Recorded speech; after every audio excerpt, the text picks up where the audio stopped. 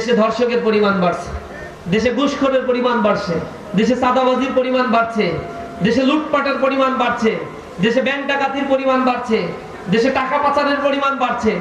তাহলে শিক্ষিতের হার বাড়ার সাথে সাথে এই দেশে এই জিনিসগুলো কমার চাইতে কেন বাড়লো, এইটা করানো হবে। তো গিয়ে দেখতেছে সেমিনার কক্ষে টেবিলের উপরে ডাক্তার দুইটা টিউব রাখছে, একটার মধ্যে পানি রাখছে আর একটার ভিতরে নির্ভেজাল মদ রাখছে। দুইটা কেঁচো নিয়ে এসে সবাইকে এক্সপেরিমেন্ট করে দেখাচ্ছে আর বলতেছে তোমরা খেয়াল করো এখানে কি হয়। কেঁচো পানির মধ্যে একটা দিল, মদের ভিতরে একটা দিল। তাকিয়ে তাকিয়ে দেখতে থাকলো সবাই। অ্যালকোহলের মধ্যে যেই কেঁচোটিকে দিল, অ্যালকোহলের তেজস্ক্রিয়তার কারণে সেই কেঁচো নিমিষের মধ্যে ভ্যানিশ হয়ে গেল, মদের সাথে মিলে গেল। আর পানির মধ্যে যে কেঁচোটা সে দিব্যি ঘোরাফেরা করছে। এক্সপেরিমেন্ট শেষ, ডাক্তার জিজ্ঞাসা করলো এই এক্সপেরিমেন্টের মাধ্যমে আপনারা কি বুঝলেন? মদ্যপায়ী মানুষরা তো কিছু বুঝে না। পেছন দিক থেকে একজন দাঁড়িয়ে বলছে যে ডাক্তার সাহেব, মদ খেলে পাকস্থলীতে কেঁচো জন্মায় না। ডাক্তার খুব হতাশ হলো, আমি এক্সপেরিমেন্ট করতে চাইলাম কি আর বুঝলো নাকি?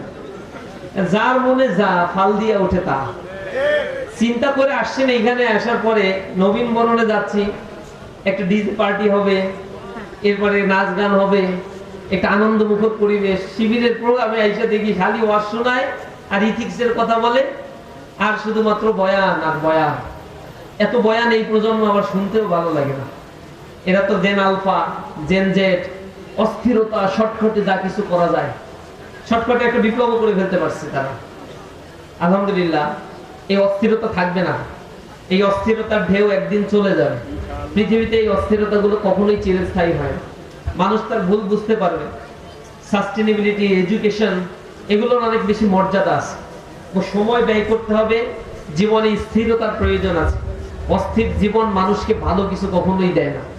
স্থিরতা আনার জন্য ইসলামের বিধান হচ্ছে ইবাদতের বিধানের গুলোর কথা বলা হয়েছে।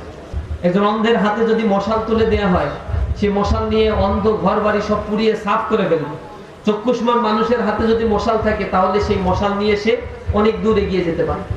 আমাদের সমাজ ব্যবস্থায় শিক্ষা কাঠামোর এত দৈন্য দশা।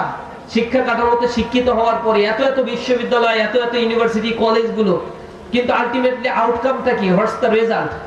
আমরা এই আইডেন্টিফিকেশনের জায়গায় যখন যাচ্ছি, তখন দেখতে পাচ্ছি ধীরে ধীরে শিক্ষার প্রসারের সাথে সাথে শিক্ষা কাঠামো বাড়ছে, শিক্ষিতের হার বাড়ছে, অনার্স মাস্টার্স করা গ্রাজুয়েশনের পরিমাণ বাড়ছে, দেশে ধর্ষকের পরিমাণ বাড়ছে, দেশে ঘুষখোরের পরিমাণ বাড়ছে, দেশে চাঁদাবাজির পরিমাণ বাড়ছে, দেশে লুটপাটের পরিমাণ বাড়ছে, দেশে ব্যাংক ডাকাতির পরিমাণ বাড়ছে, দেশে টাকা পাচারের পরিমাণ বাড়ছে। তাহলে শিক্ষিতের হার বাড়ার সাথে সাথে এই দেশে এই জিনিসগুলো কমার চাইতে কেন বাড়লো, এটা আমাদেরকে আইডেন্টিফাই করা দরকার। আসলে শিক্ষা তার কাঙ্ক্ষিত লক্ষ্যে মানুষকে পৌঁছে দিতে পারছে, নাকি এক ধরনের বস্তুতান্ত্রিক সমাজ কাঠামোর মধ্যে বস্তুবাদী শিক্ষা ব্যবস্থা কিছু মানুষকে দুনিয়ায় সার্ভাইভ করার জন্য, ইট, ড্রিঙ্ক এন্ড ম্যারি, এই পারপাস সার্ভ করার জন্যই দুনিয়াতে তাদেরকে একটা কাঠামোগতভাবে তৈরি করে রাখা হয়েছে। এটা আমাকে চিন্তা করতে হবে। সেই আলোকে নিজের জীবনকে গড়ে তোলার জন্য আমরা আমাদের এই প্রোগ্রামগুলোতে স্টুডেন্টদেরকে ইন্সপায়ার করার জন্য চেষ্টা করি। আমাদের সাথে যেই লক্ষ লক্ষ শিক্ষার্থী আছে, তাদেরকে ইসলামী ছাত্র শিবির মাদক থেকে বিরত রেখেছে। বাংলাদেশে একমাত্র সংগঠন যে সংগঠনের কর্মী, জনশক্তি, শুভাকাঙ্ক্ষী, সুধী যারা রয়েছে, তারা শতভাগ মাদক থেকে বিরত। মাদকের সাথে যাদের সম্পর্ক ইসলামী ছাত্র শিবিরের সাথে তাদের আসলে কোনো সম্পর্ক নাই। এটা একটা বড় কল্যাণমুখী কাজ। একটা বিশাল জনগোষ্ঠীকে মাদক থেকে আমরা হেফাজত করতে পেরেছি। মাদক একটা সমাজ ব্যবস্থাকে কিভাবে ধ্বংস করে, গাজীপুরে আপনারা দেখেছেন। মাদকের অর্থ দিতে না পেরে বাবা এবং মায়ের উপরে সন্তান প্রহার করত, আঘাত করত।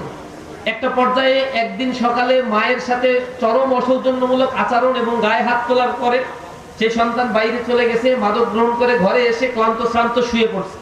বাবা কুঠার হাতে নিয়ে সেই সন্তানের গলার উপরে কুঠার চালিয়ে দিয়েছে। সন্তান হঠাৎ করে ঘুম ভেঙে গেছে, কুঠারের আঘাতে গলার অবস্থা খারাপ, রক্ত ঝিরঝির করে পড়ছে। এরকম সময় মা বাবার পা জড়ায় ধরে বলছে, আমাকে আর মাইরো না, আমি আর মাদক খাবো না, তোমাদের আর কিছু করবো না, আমার বাঁচতে দাও। বাবা আর একটা কুঠারের আঘাত দিয়ে বলছে, তুইও বাঁচ, আমিও এবার বেঁচে যাই। এরপরে নিথর দেহ বাবা লাশের সামনে দাঁড়িয়ে আছে, মা সামনে দাঁড়িয়ে আছে। চোখ থেকে অনর্গল পানি পড়ছে, একজন সন্তানের প্রতি একজন বাবা মার কত ভালোবাসা, সেই সন্তানকে হত্যা করে ফেলছে চোখের সামনে। সাংবাদিক প্রশ্ন করছে, নির্বিকার বাবা দাঁড়িয়ে থেকে মুখ থেকে কথা বের হচ্ছে, বলছে যন্ত্রণা শেষ হইল, ও বেঁচে গেল, আমিও বেঁচে গেলাম।